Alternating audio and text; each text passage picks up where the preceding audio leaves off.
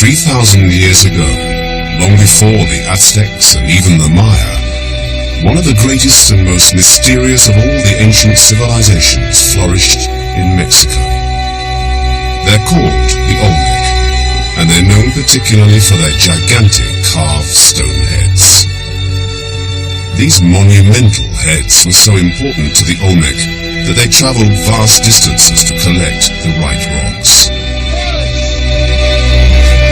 One of the unsolved mysteries is how did the Olmec, with no wheels and no metal tools, haul colossal rocks from faraway mountains to their ceremonial sites?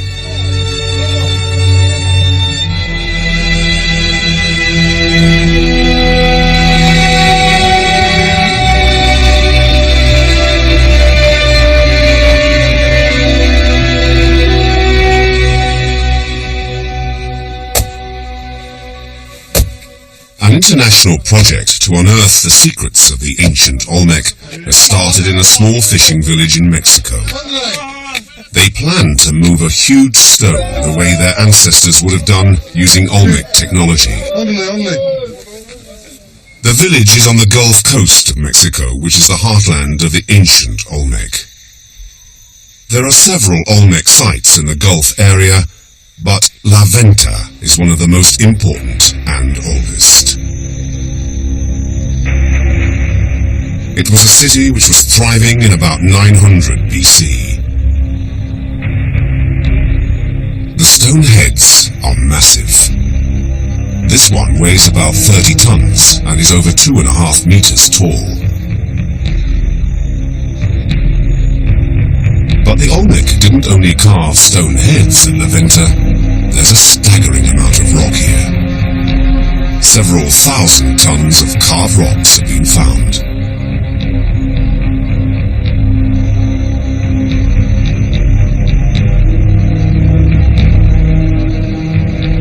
But what's even more amazing is that La Venta is in the middle of swamps, an area with no natural rock. Archaeologists now know that the Olmec traveled vast distances, crossing dense jungles, swamps, and major rivers to collect their huge rocks. They're now certain the rocks are from volcanic mountains which are over 100 miles away. What they can't agree on is how the Olmec moved the stones. Was it done over land or on water? Bueno, en realidad no tenemos evidencia arqueológica, ¿no? Pero definitivamente la manera más fácil de transportar estos grandes bloques de basalto, de piedra, debió ser por agua. Y seguramente que fueron en balsas. Es lógico suponerlo, ¿no? I personally am not too much in favor of the water routes. I think that transportation overland is probably the easiest and probably most pragmatic way to go about it. If you choose the right season of the year, if you choose the right land route, you can get stone from the mountains overland without crossing any major rivers. The team hopes to settle the argument. They plan to move a stone overland and on water using Stone Age technology, the Olmec way. We've got some idea about the technology that was available. We know that they had no wheel, no metal. It's got to be simple, and it's got to be... In England, engineer Peter Guthrie and ex-RAF Sergeant Bob Lew are masterminding the project. Essentially, I think what we're going to try and do is make an upside-down railway track as the running surface. Take the rails, make them the underside, and use what would be normally the sleepers as the running surface for the sledge, which will have the stone on there. And this can be dragged over these poles by pulling in from the fore direction, and another set of rails can be placed in front and keep sliding straight on. We've got to move a stone. Of what weight? Well, I think we'll be looking at 10 and 20 tons, something like that. 10 or 20 tons. And we're going to be moving it, hopefully, the same way as what we think the Olmecs would have done it. Now, the Olmecs have moved this from a mountainous region, over rough terrain, water, boggy land, and we've got to move this 10 to 20 ton stone in how many days? Well, we've got probably 10 days. The really frightening thing about this is that it sounds dead easy. We've got the basic design here, but when we get over there, that could dramatically change.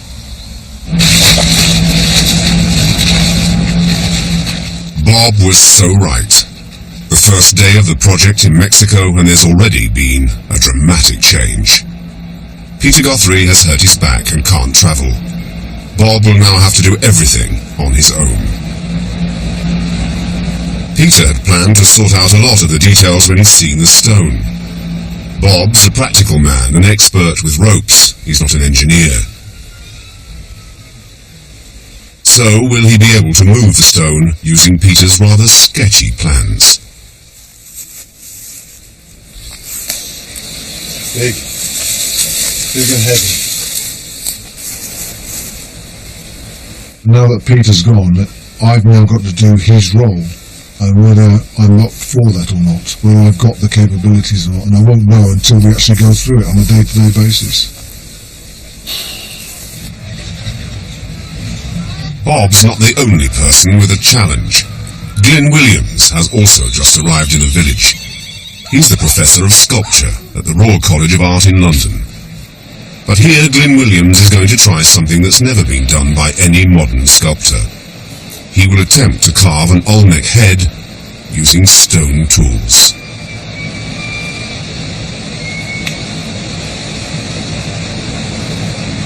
What we've got to do is to remove all this curve of stone to find the forehead of a head and saw a line in it for the top of the helmet, and then discover some lumps in here that will be the nose and the eyes, take things away to reveal those lumps, even drill into it. No metal tools at all. It's a horrendous task.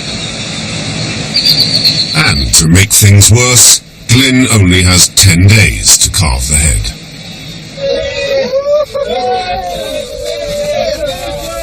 Bob has now joined up with the rest of the team from the fishing village. Vamos amigos, ondale. He's had a large wooden sledge made based on Peter's sketches. Peter would have been on the design side of this. He would have been calculating the stresses, the strains, everything there is to do with the engineering side, and I'm just here to build it to his design. I think pressure's on me now to go by the design we've already discussed and just work on from there. And it's going to be really ad hoc, and we're going to have to fudge it through.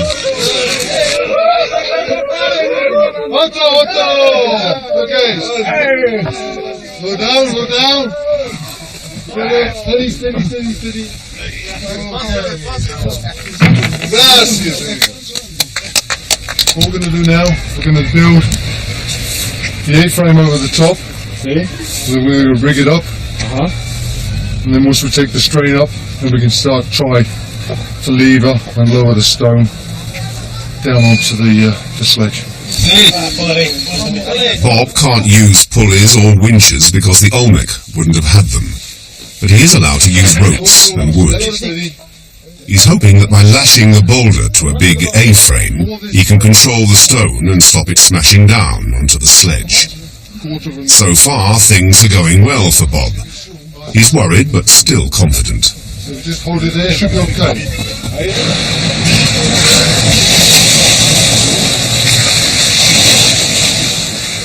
Archaeologist Anne Cyphers is an expert on the Olmec.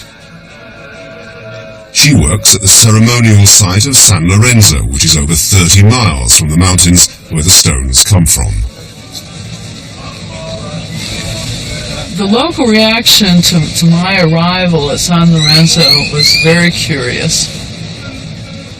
The people in the village wanted archaeologists to find monuments. And then I show up and I want to dig up houses and garbage pits. And I think they thought I was a total failure as an archaeologist. I would walk down the street and there was a man he'd always see me and he'd go like this. And I couldn't figure out what he wanted to know. And finally, one day I asked somebody, I said, you know, that man, he always goes, what does that mean?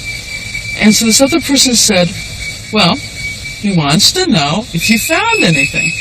I said, well, of course I found a lot of things. No. Have you found anything big? When we found the colossal head in 1994, I think we became viewed as more successful archaeologists. Only 17 colossal heads have ever been found, and Anne Cyphers found number 17. It's the most beautifully carved of all the Olmec heads, and the Olmec only used stone tools. So how did they carve it without metal? Glyn Williams has come to San Lorenzo to search for clues to help him carve his stone. It's terrific. Absolutely beautiful. Goodness. Every sort of carving is evident on this. The sort of saw marks, the abrasion, the rubbing and cleaning of surfaces. Are these drill holes, do you think? I mean, there's obviously different speculations about them. What I don't see in those holes are evidence of rotary movement. You would think that there would be wear marks from any kind of drill. And they looked almost as if they're pecked out. And yet they are quite round, aren't they? They're not asymmetrical. This is a drill hole. Just down the track, Anne has got a surprise for Glyn. There's a few sculptures here. My word. Goodness me.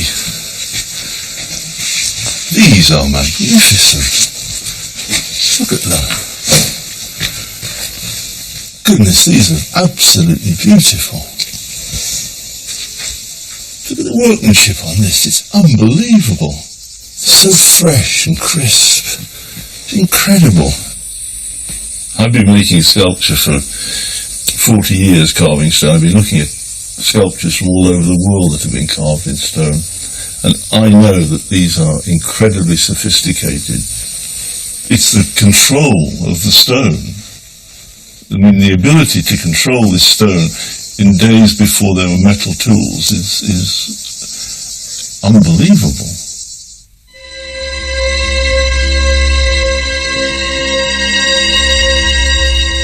The Olmec were the very first civilization in the Americas, the mother culture.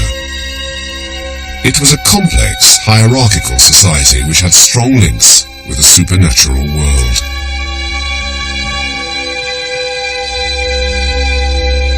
Recent discoveries are revealing that 3,000 years ago the Olmec performed some extremely gruesome ceremonies to communicate with the supernatural.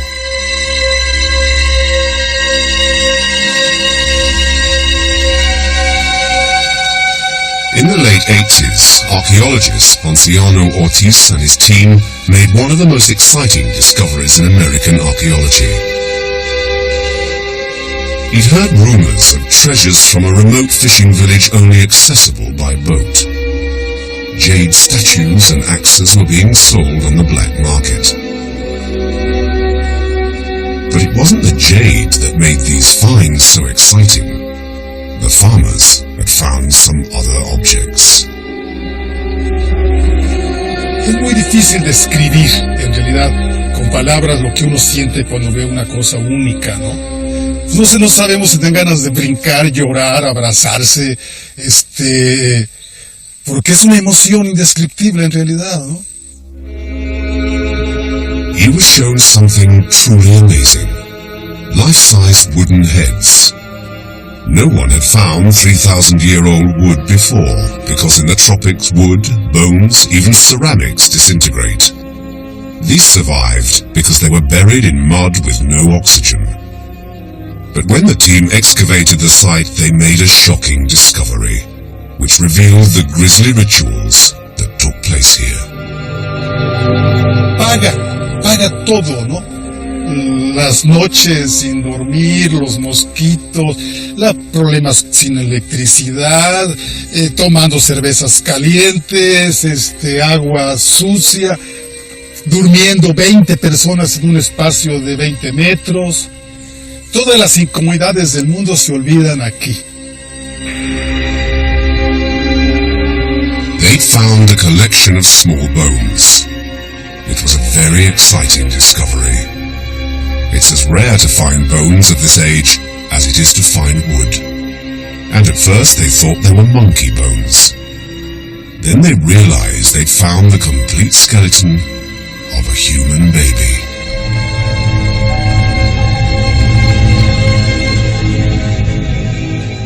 Casi todas las esculturas tuvieron asociados con restos de niños, como digo, y lo interesante es que son aparentemente nonatos. O sea, que estaban, que extrajeron de la madre, del vientre de la madre, cuando todavía no nacía. Y otros son recién nacidos. Tendrían semanas, quizás, de recién nacidos. Algunos de ellos fueron desmembrados, se cortaron parte de los brazos, parte de las piernas y la cabeza. Y la colocaron en distintas áreas arriba de las esculturas de madera, ¿no?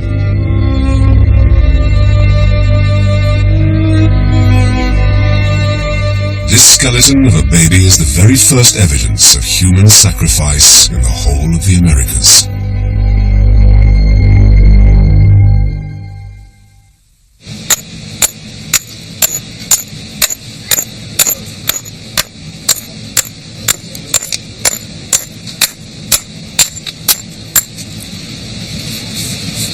This is hard.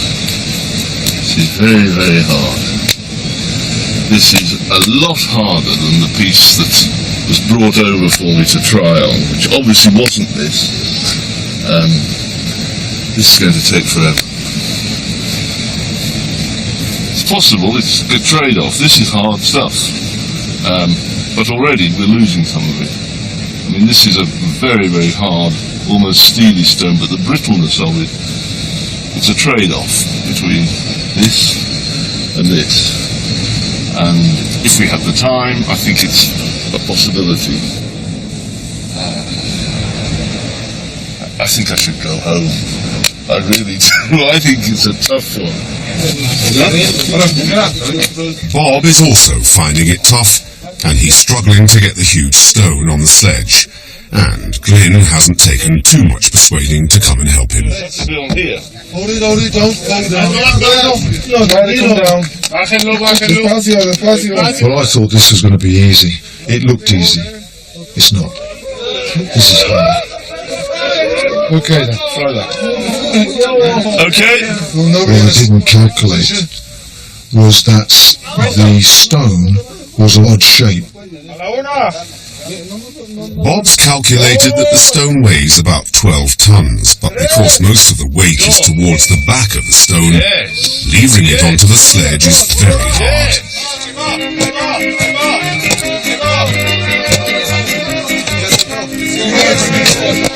Do not stand on it, do not stand.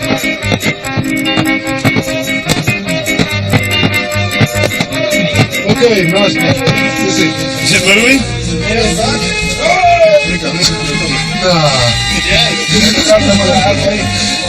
Okay, on your count. First man.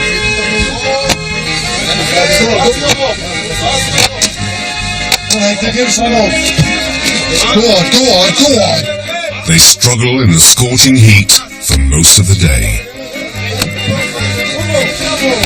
Go on. Go all the way to the end. At last, they manage to shift it.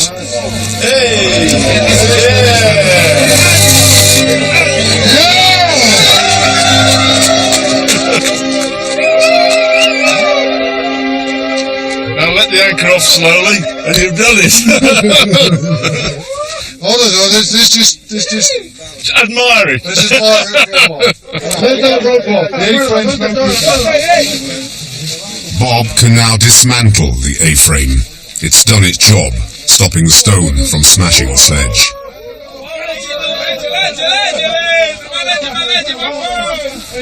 Now they have to shift the stone to the middle of the sledge.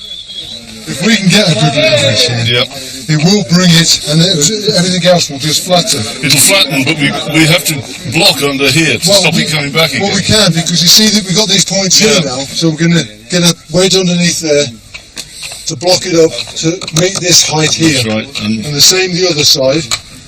And then we might be able to get a wedge in the middle there as well.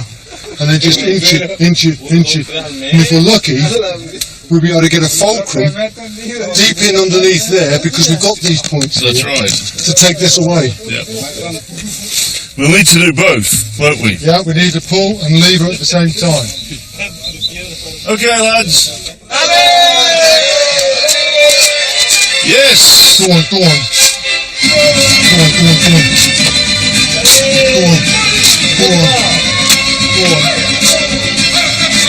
It is much harder than what we envisaged.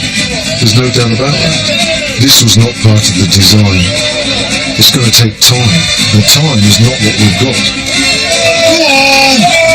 Come on! Bob's now in trouble. He's already taken 5 of his precious 10 days to get this far.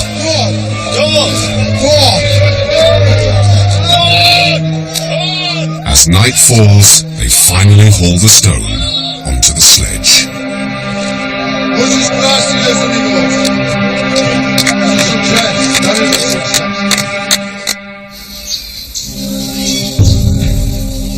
But why did the Olmec bother to move and carve these colossal heads? What was their significance? Each colossal head is very different as the faces you see around you. Sometimes people think all colossal heads look alike, but they really don't. All the eye shapes are different. The noses tend to be pretty much the same, but there are some differences, as well as in the lips. They look like older, mature men. So they were probably portraits of the ancient rulers. The stone to make these impressive portraits had to be brought from afar. There seems to me a major investment of labor in order to bring that stone from the mountains. So just in the tonnage that you see represented in the stone of these kinds of monuments, you're seeing a tremendous emphasis on the power of the rulers, the power of the elites. This is unbelievable. These are, well, you'll have seen my Olmec impact gloves, these anti-vibration gloves, which I'm sure the Olmecs didn't need, but I'm afraid I do, working with this way. This is so hard. Glyn has rapidly come to the conclusion that the Olmec were far too smart to put up with this self-torture. He's convinced that they would have found an easier way. No, this is bouncing on the bamboo, and in fact, smartly breaking up.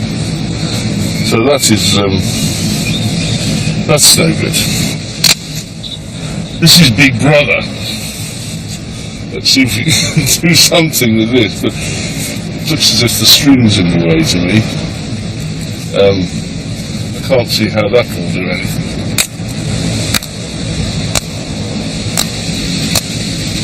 I can feel already the stone is coming loose. Although we did knock a bit off. So if I can, it's obviously the weight of this is heavy enough. Although this is broken off. I think we're going to end up doing it by hand. Simple way, which is the hardest way of all.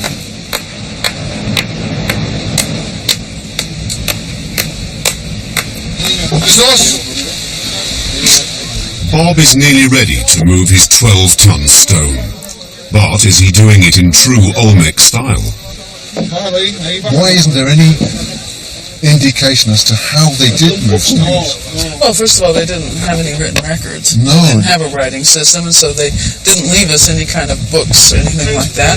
And there's been no artifacts found, no sledges, no rollers, no pathways particularly made for this kind of no indications at all. No indications whatsoever. So it is a matter of doing an experiment just like this that will help point the way in understanding how they did it. Just a few finishing touches to the trackway and they'll be ready to go. The grooves are to keep the rollers in a position so as it rolls over it doesn't kick out. It stays in the groove with the grease and it helps the sledge roll over. And it rolls within itself. As we pull the stone up, it can go any direction, down, sideways or the other way. If that happens, we have to stop and start all over again. With a 12-ton bit of stone, we're going to have difficulty controlling the movement forward. The hardest part will get it moving. Once it's moved, it will carry on. A la 1, 2, 3. Come on, come on, come on. Come on, baby, come on. But does Bob have enough people to move the stone? Come on, come on.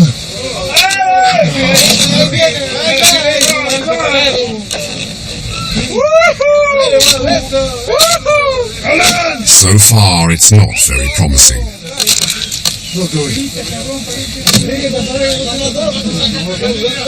He hopes a few hefty men on levers at the back will do the trick and move the sledge.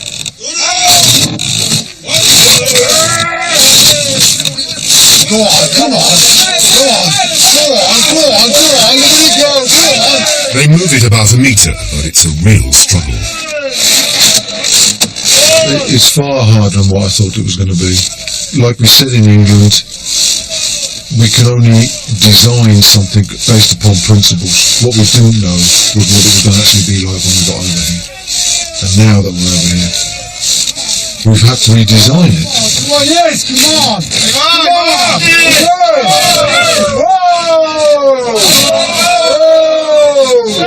Stop. I think I know what's wrong. The lashing is actually caught against the roller. Yes, and every time it hits a roller, that's what it does. That's right, and it's the same all round at both sides, front and back. And the trouble is, the miscalculation I had when I did the lashings, I tried to cut the wood away underneath, the width of the rope, so that when we did the binding, it would act as if it was In the wood. That's right. But unfortunately, I haven't got deep enough. Well, let's try and get to the end, and then we'll sleep on it and see if we can sort something out overnight. Yeah. They manage to move the sledge a bit more, but it's very slow. At this rate, the Olmec would have taken centuries to move their stones.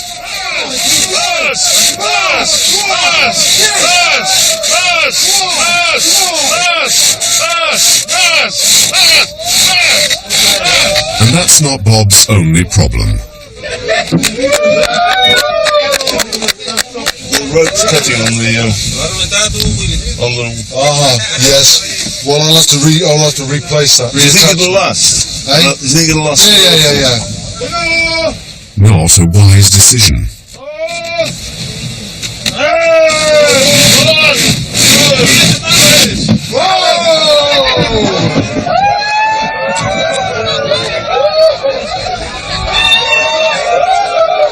Okay.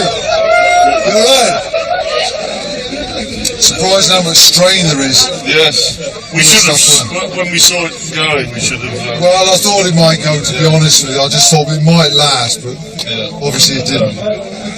Oh well. Back to the drawing board. Another go tomorrow. Okay, gracias, amigos.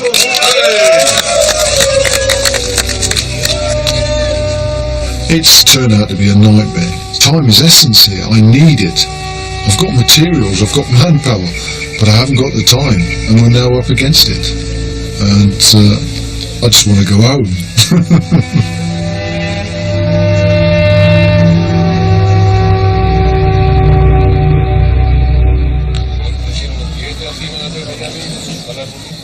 Bob and his team have been struggling to move the stone for 6 days. He's now getting worried that he won't finish in time. He's relashed the rope so the sledge won't snag on the rollers. And although it's much easier to move the sledge, keeping it running straight is now a problem. Come on, come on. Yes, yes. You're doing it. Come on. Give us a bit of slack, can you? We've got to pull in that direction. Okay, the back will follow the front. Follow the front. I'm just hoping though, what I'd like to do is just... Yeah.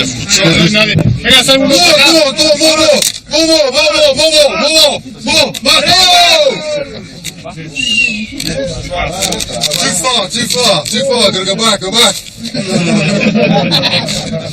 That's alright, no. They waste a lot of time keeping the sledge on the track, but at last, Bob is beginning to cheer up. Ligos! On your count. You ready to put that brake on, yeah? Bob's put 2 men on a simple braking device at the back of the stone just in case the sledge gets out of control, as they are now pulling down the slope. In his rush to get on with it, he forgets that downhill could be very dangerous.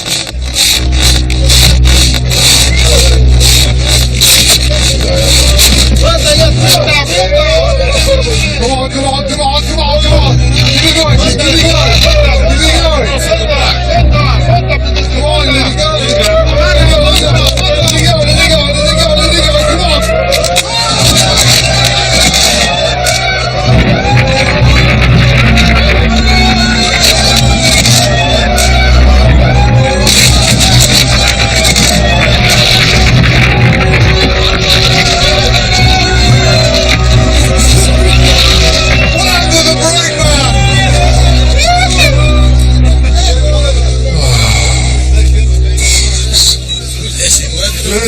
Dang, what happened here, mate? Did it go well? It came over that crown beautifully, didn't it, in a straight? Beautiful. And then all of a sudden, the momentum just got too much. What ran out of rail? I didn't realise it was going to go that fast. I must admit, I thought it would be a lot slower movement, but no. Okay, back to the drawing board.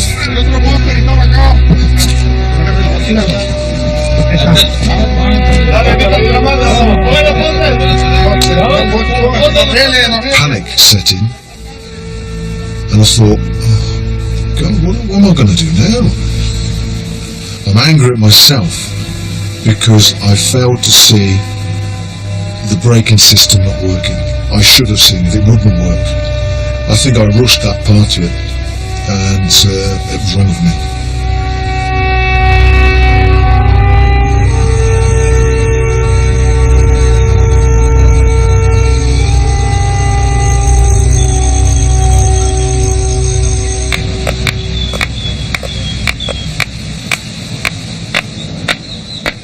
Glyn has now recruited a band of semi-willing helpers. The work comes on apace, as you can see. It's tough, and it's not getting any less tough, but we've got a new tool today, this red volcanic stuff, which is still brittle, but very, very hard as well, and it's working. We've got the beginnings of an eyebrow coming here. The guys were here helping me were working on here and not seeing really what they were doing, so I drew a sort of quick face on here, and I think they're happier now. It's also quite optimistic because I think they even think we might be able to carve it out. It's been such hard going. I think the boys here think I'm stupid. I mean, really, hitting a stone with another stone, it's tough work, it really is. It's like a really severe sort of penal servitude from a bygone age, hitting this all day with a rock.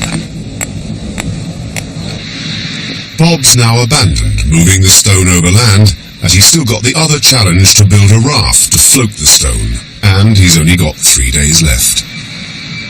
The easy part was this bit that we've just done, to get the sledge with the stone rolling across as rollers. I now know that the next part is got to be even harder. And to make things even worse, Bob's only got engineer Peter Guthrie's unfinished plans of the raft to work with.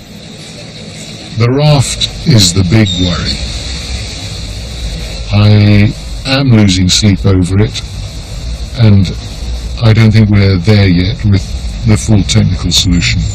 It's going to have to be sorted on site once we see in detail what materials we've got. In principle, we should be trying to build a structurally sound raft, probably using bamboo, which then creates sufficient stiffness in the structure to be able to accommodate quite a large weight from the stone. It's an extremely difficult problem. Bob's double-checking his calculations. If he gets them wrong, the raft and the stone could sink to the bottom of the lagoon. He's using bamboo because this part of Mexico has masses of bamboo, just like in the Olmec days. And to make the bamboo even more buoyant, the ends are blocked off with bitumen, which is also found locally. This is the most essential part. It's got to be very, very strong, hence you can see all this lashing. But the last thing we want to do is to get it into the water and it all suddenly starts going one way and then the other way. But I don't think it will. We've got too much lashing on it. It's going to be a very big raft, 9 meters by 10 meters.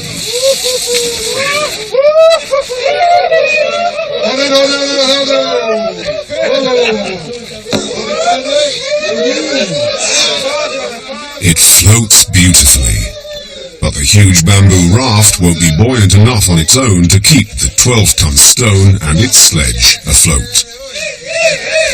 This is just the base of what will be a far more elaborate raft, and Bob's enlisted the help of the local fishermen. He will lash their canoes on top of the raft. But there's a danger that the weight of the stone might take the canoes too close to the waterline. So Bob needs to make them waterproof. And luckily, archaeologist Ponciano Ortiz has got a brilliant idea. When he and his team were excavating recently, to their amazement, they found something no archaeologist had ever found before. They found rubber that was 3,000 years old. This is a rubber ball, bigger than a football, just the sort the Olmec used for their ritual ball games. Creo que debieron haber utilizado el hule, probablemente para impermeabilizar sus canoas o sus balsas. Por hule yo creo que no iban a detenerse porque había demasiado, ¿no? So each canoe is covered with a cloth that's been waterproofed with liquid rubber fresh from the local trees. In fact, the name Olmec means those who live in the land of rubber. Now Bob has got to find a way to get the heavy stone and sledge onto the raft. The sledge will come on its rollers to a jetty that's only about this high going out to the water, and then we're going to have the raft in the water over there, and we're going to bring it up to the end of the jetty, and then the idea is to bring the sledge and the stone across the jetty, yeah, and then onto the raft. It all sounds far too simple.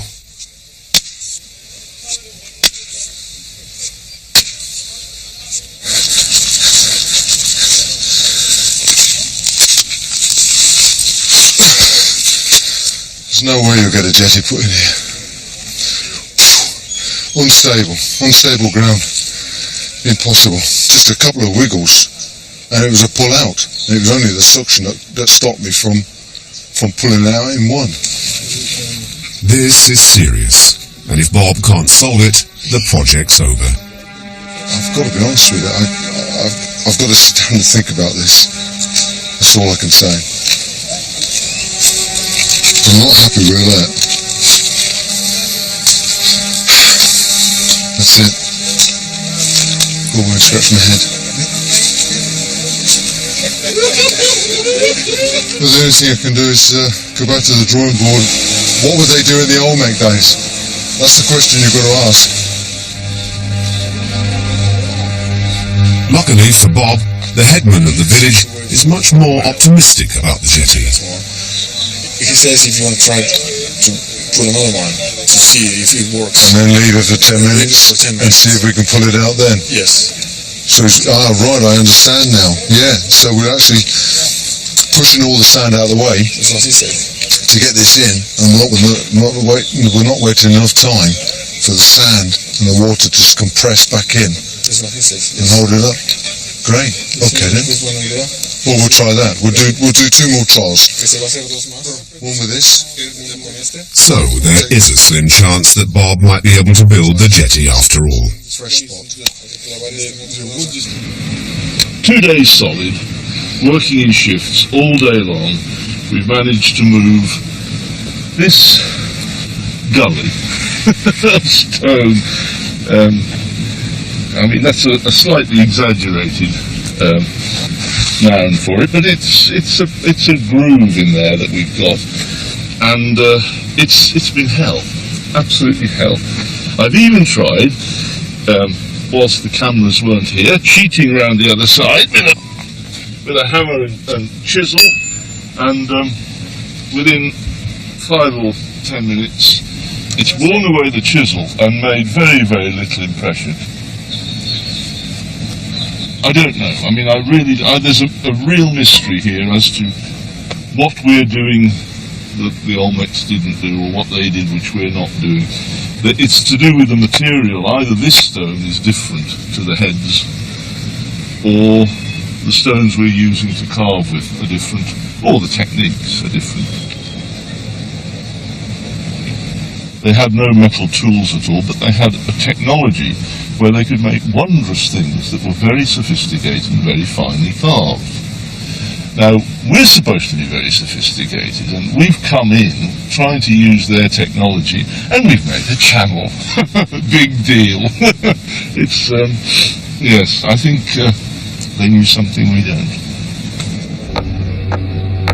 I've got enormous respect for what the Olmecs had, and I think we're a long way from discovering the secrets of how they did this sort of thing. It's beaten us. The Olmecs win.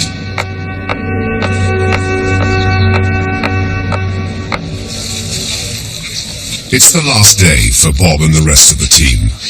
The headman was right, the jetty works. And the raft's finished.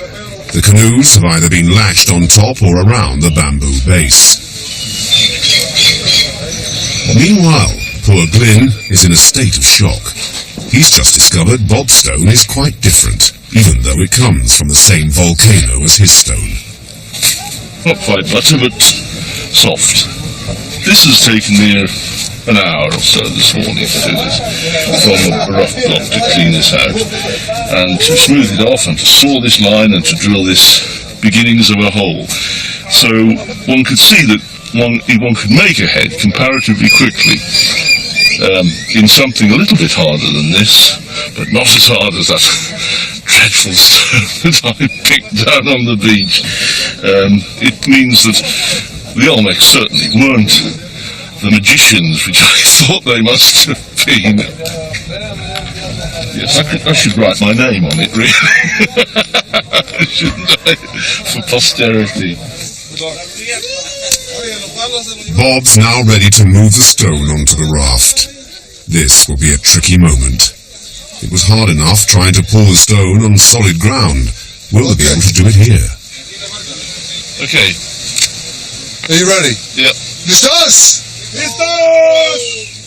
Nice and easy then. On my shout then, Hector. Okay then, you ready?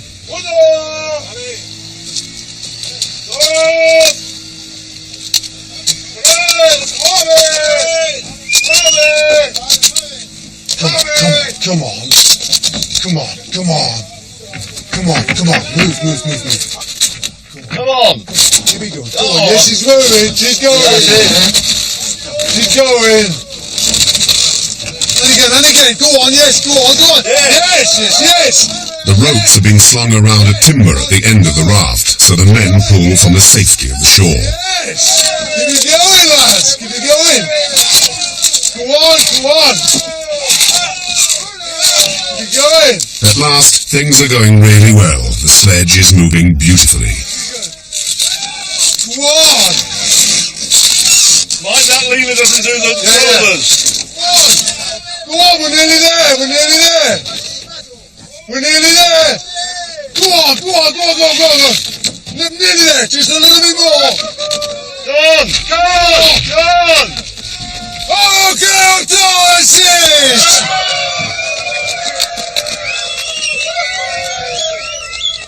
I'm so pleased, it's unbelievable. Now we've broke the suction of the grease. It's now sliding so easily, without too much effort as well. And with the levers, it seems to be working when it's going straight as well.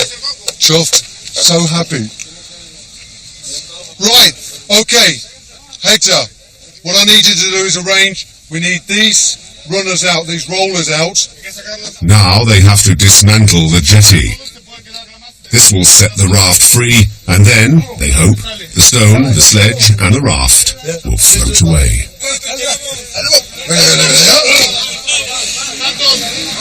They reckon they will have a better chance of success if they wait for high tide. We've got buoyancy here. Look at that buoyancy. Loose the anchor, and then, quite honestly, there's nothing to stop us going to sea. Come on.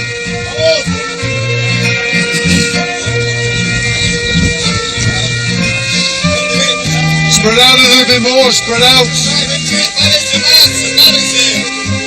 Spread it out. Okay then, ready?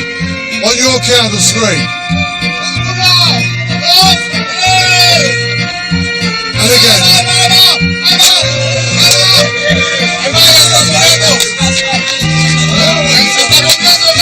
Keep on trying again. It is going because I can look at my poles going down. Yeah. But it's just wishful thinking.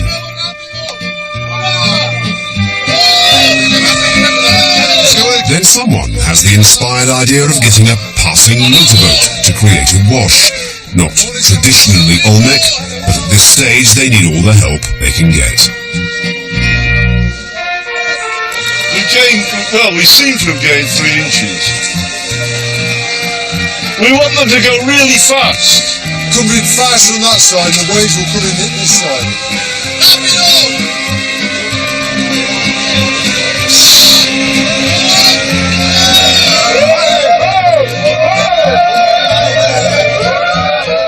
But it's still not moving. Bob's made the raft far too flexible, and only the edges are lifting up. It's the jetty that's going.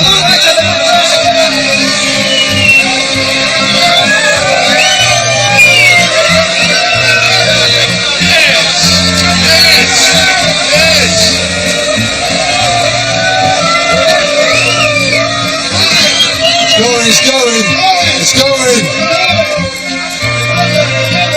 Just get one more pass, keep it up.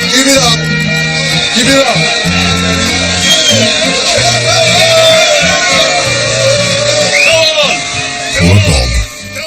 He really doesn't want to admit defeat, but things are looking bad and it'll soon be dark. Come on lads, come on, keep it going.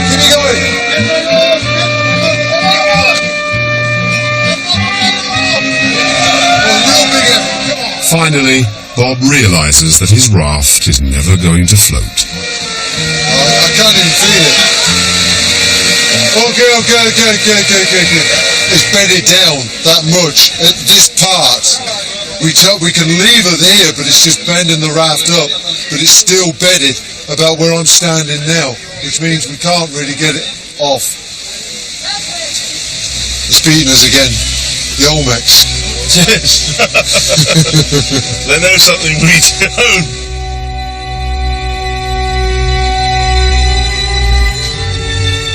Cheers, Glenn. Well done. Thanks for all your help. End of a perfect day. As they say. Nearly. Goodbye, the rock. And the rough.